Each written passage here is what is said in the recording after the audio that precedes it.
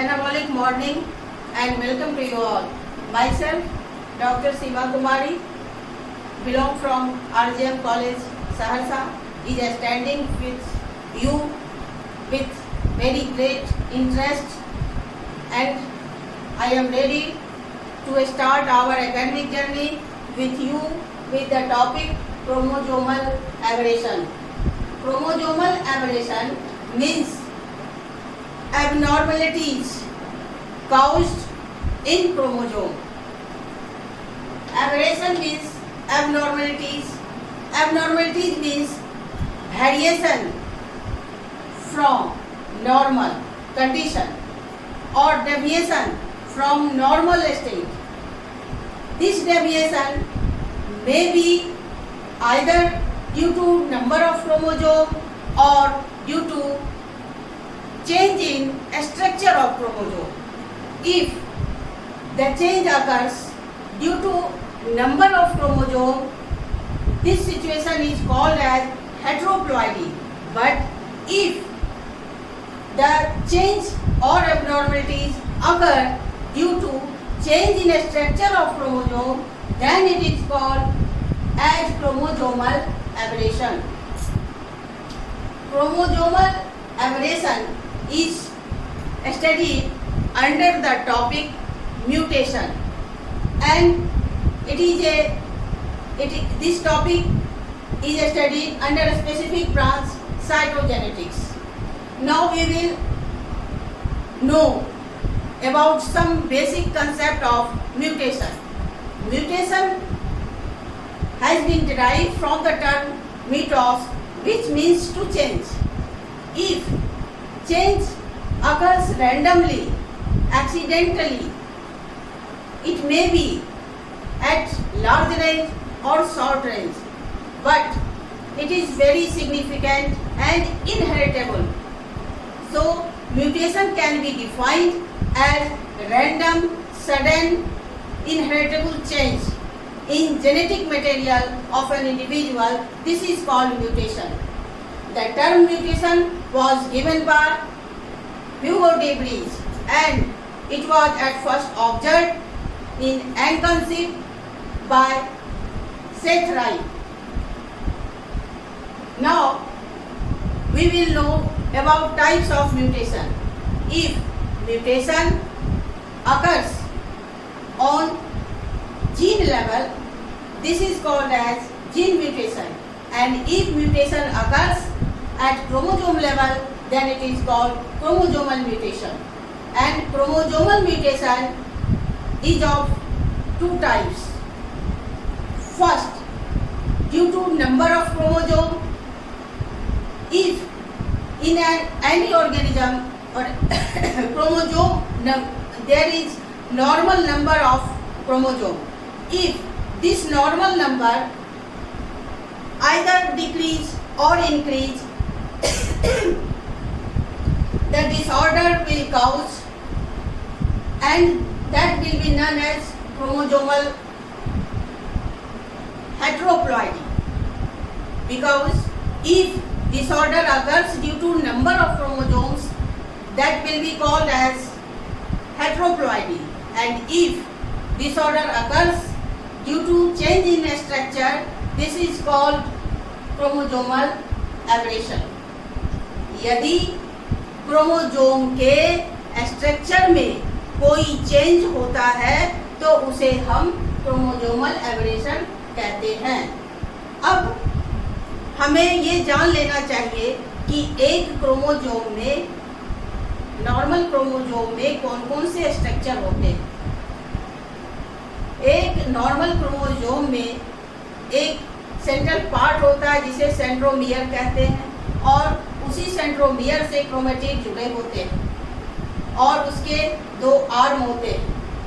ये आर्म बड़े छोटे हो सकते हैं। तो अब हम क्रोमोसोमल एबरेशन का काउज पढ़ेंगे कि ये क्रोमोसोमल एबरेशन क्यों होता है।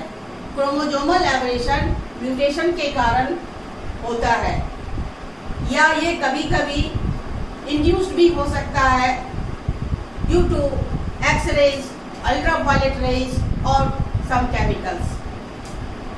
अब हम जानेंगे कि क्रोमोसोमल एब्रेशन कितने टाइप्स के हो सकते हैं। तो this chromosomal aberration is divided into 4 parts. First deletion, second inversion, third duplication and fourth translocation. In all the 4 types, there is common process, and that process is breakage of parts of chromosome. इन चारों ही process में chromosomes के कुछ खास हिस्से जो कि jeans को carry करते हैं वो ब्रेक हो जाते हैं। और after breaking off chromosome 2 options हो सकते हैं। पहला, या तो ये ब्रोकन पार्ट्स डिलीट हो जाएंगे, रहेंगे ही नहीं। तो जो डिलीट हो जाएंगे तो जिस हिस्से से डिलीट होंगे उसमें निश्चित रूप से वो जीन भी डिलीट हो जाएंगे, और जब वो जीन डिलीट होंगे तो इंफॉर्मेशन डिलीट हो जाएगा, मीन्स मिसगाइड होगा और वो डिसऑर्डर को क्रिएट करेगा, और इस प्रोसेस को ही हम डिलीशन कहते हैं। और दूसरा ऑप्शन कि ये कटने के बाद, ब्रेक होने के बाद फिर से रीयूनाइट हो सकते हैं, जुड़ सकते हैं। और जुड़ने के बाद भी डिपेंड करता है कि ये किस तरह से जुड़ते हैं, कहाँ पर जुड़ते हैं, ये रिवर्स होकर जुड़ते हैं या फिर डुप्लीकेट कर होते हैं। इन सब के आधार पर इनका अलग अलग नाम और प्रोसेस दिया गया है। तो हम बारी बारी से एक एक करके जानते हैं कि ये क्रोमोसोमल एब्रेशन किस तरह से और कैसे होता है, इसका इफेक्ट, मिस इफेक्ट, इसका बैड इफेक्ट क्या है। पहला एग्जाम्पल हम लेते हैं डिलीशन का। This is a part of chromosomal aberration in which some part of chromosome is deleted, and in this way genes are lost, so this is called deletion. We understand by this figure that the process deletion. This is a figure of normal chromosome, and this is chromatid, and this part is known as centromere. And in this chromosome there is a linear arrangement, 1, 2, 3, 4, 5, 6, 7, 8. Linear arrangement of genes. And in the chromosomes there is DNA and histone protein. In DNA, on the specific point, these are the genes, and these specific points are known as locus. There are so many loci. 1 is locus, 2, 3, 4, all are loci, and these are responsible for one specific character.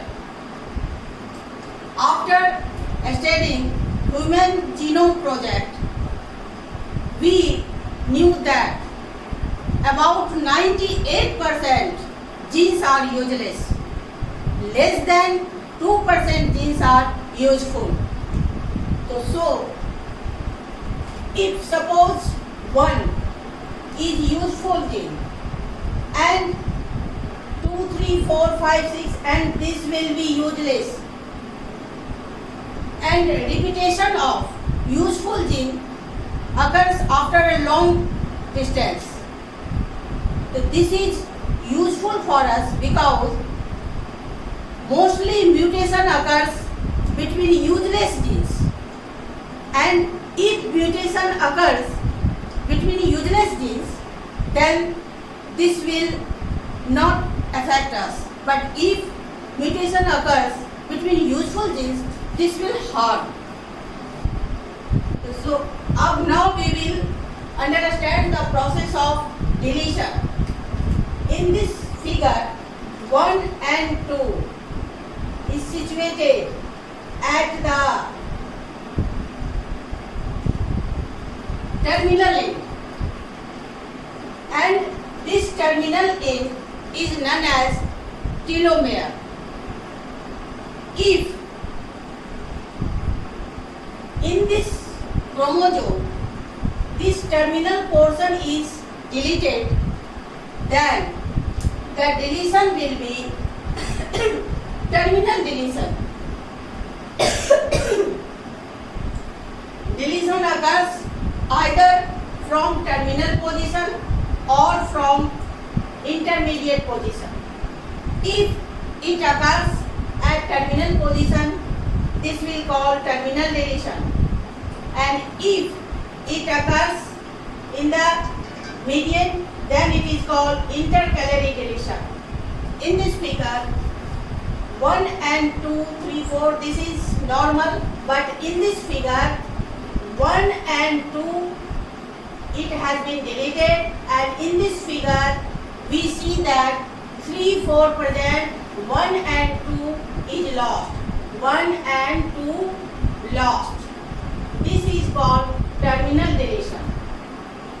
And this terminal deletion, example of this deletion is notched wing in Drosophila.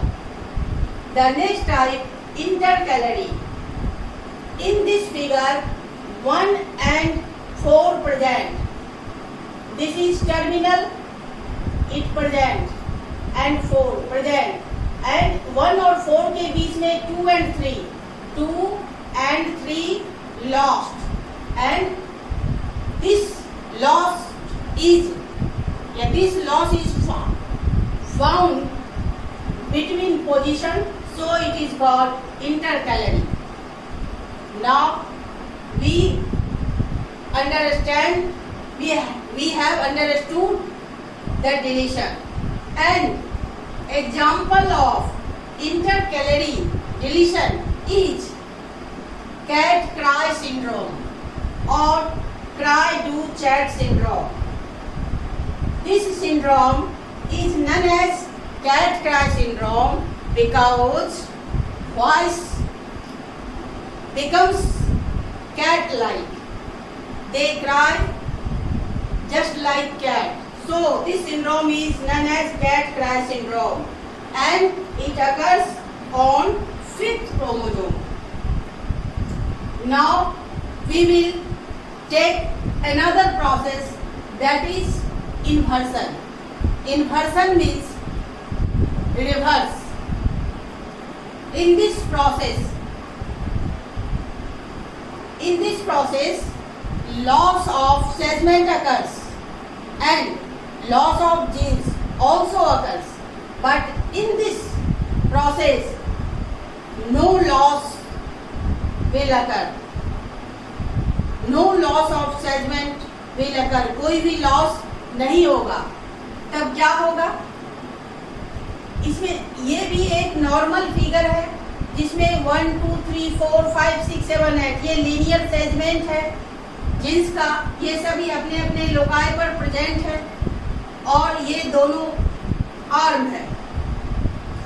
अब ये जो इसमें दो condition बन रहे हैं, आप इस फिगर में देखिए कि 1 और 2 है और यहाँ इसमें 2 नीचे है 1 ऊपर है. इसमें 1 नीचे 2 ऊपर, मतलब ये उल्टा रिवर्स हुआ. लेकिन इन्वर्सन में ये रिवर्स होते हैं बट कंडीशन है एट एंगल ऑफ 180 डिग्री. तो यदि ये दो तरह से इन्वर्सन हो सकता है, एक सेंट्रोमियर के साथ और दूसरा सेंट्रोमियर के बिना.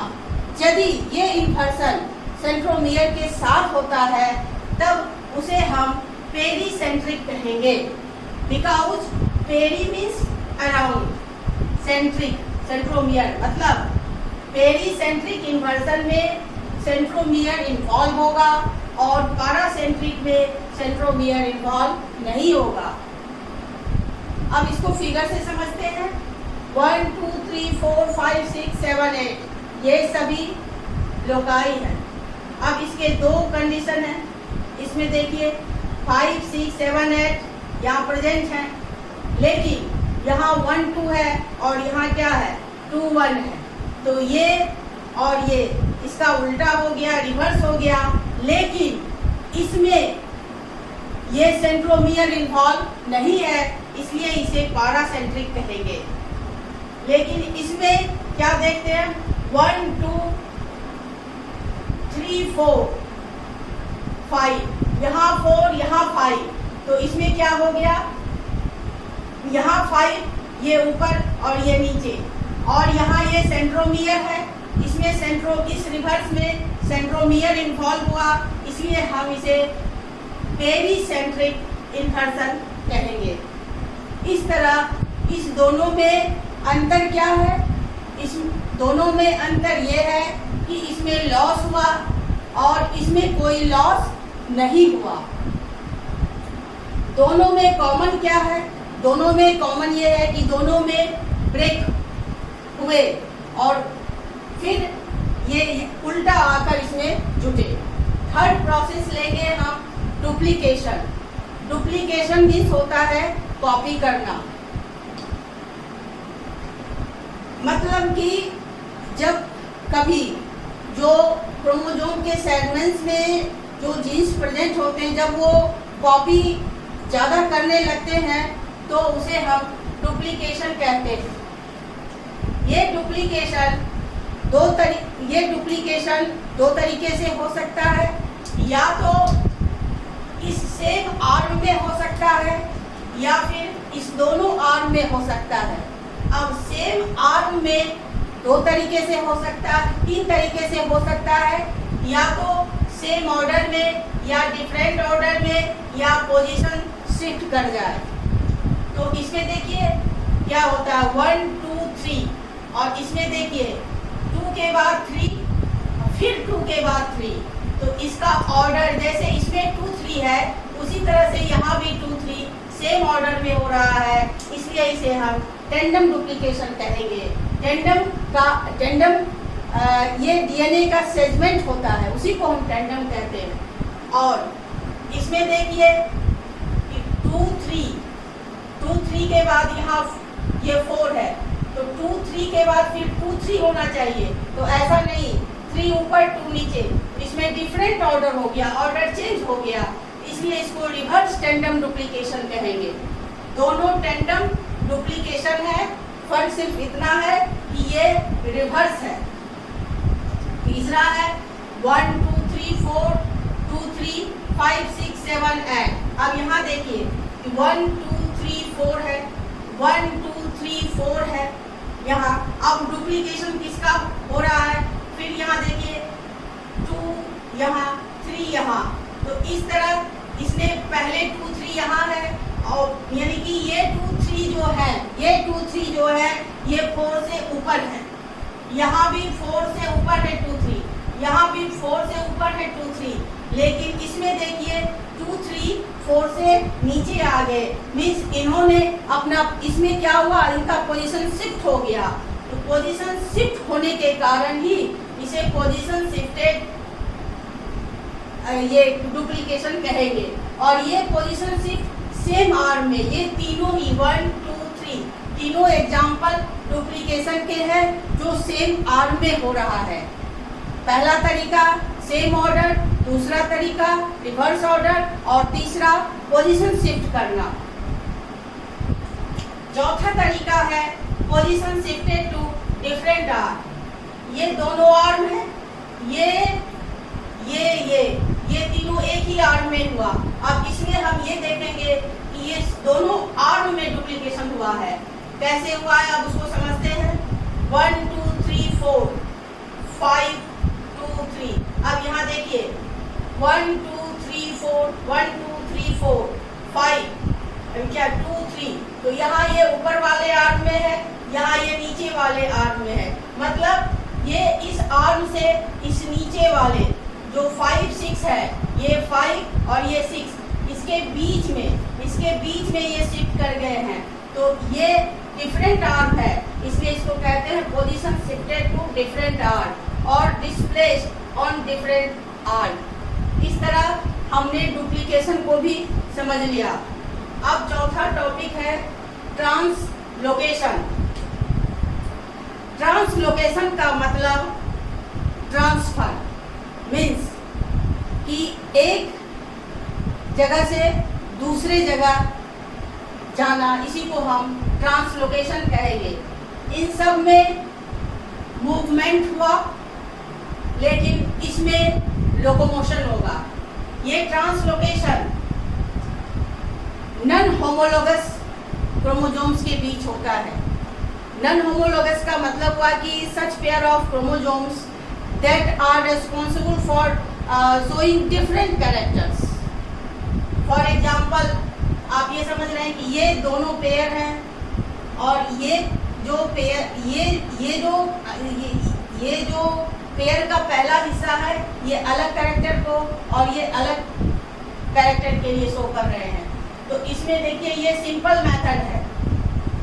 सिंपल मेथड में क्या होता है, ये देखिए 1 2 3 4 5 6 7 8 और इसमें अल्फाबेटिकल पैटर्न है।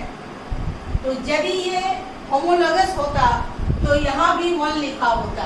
जैसे आप मेंडल्स लॉ में क्या लिखते थे, कैपिटल टी और स्मॉल टी। ये कैपिटल टी स्मॉल टी मतलब ये होमोलोगस हुए।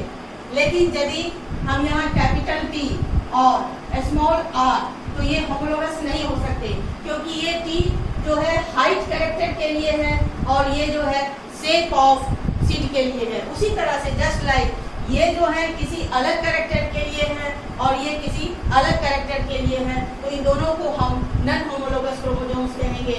यहाँ देखिए कि ये 1 2 कट कर इसके ऊपर ऐड हो गया। पहले इसमें इतने नंबर ऑफ ये जीन्स थे, अब इसमें ये ऐड हो गया। इट मीन्स कि इसमें इंक्रीज हो गया। इसको हम इसका एग्जाम्पल है फैमिलियल डाउन सिंड्रोम। यह 21 और 14 क्रोमोसोम्स नंबर के बीच होता है। ये 21 का सेगमेंट जो है ये इसके ऊपर आकर लग जाता है। दूसरा प्रोसेस है इसका शिफ्टिंग। इसमें क्या होगा कि ABCD इसके बीच ये 1 2 आ जाता है। ABCD इसके बीच 1 2 आ गया,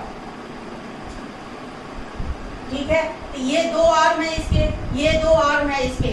तो क्या होता है कभी कि ये जो 1 और 2 है ये इसके बीच में आ गया, तो यहाँ ये 3 4 बचा। मीन्स कि ये साइज, इस आर्म का साइज छोटा हो गया और इसका बड़ा हो गया। इसमें जो जीन्स है वो घट गए और इसमें जो है क्या हुए, बढ़ गए। इसको शिफ्टिंग कहते हैं। और तीसरा है रेसिप्रोकल।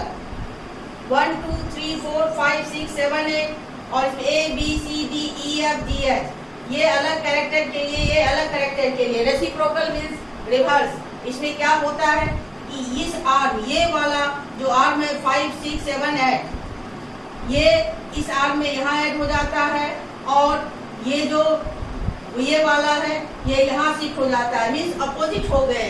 तो इस तरह इसको, इस ट्रांसलोकेशन को हम रेसिप्रोकल कहते हैं। और इसका एग्जाम्पल है क्रोनिक माइलॉइड ल्यूकेमिया यानी ब्लड कैंसर।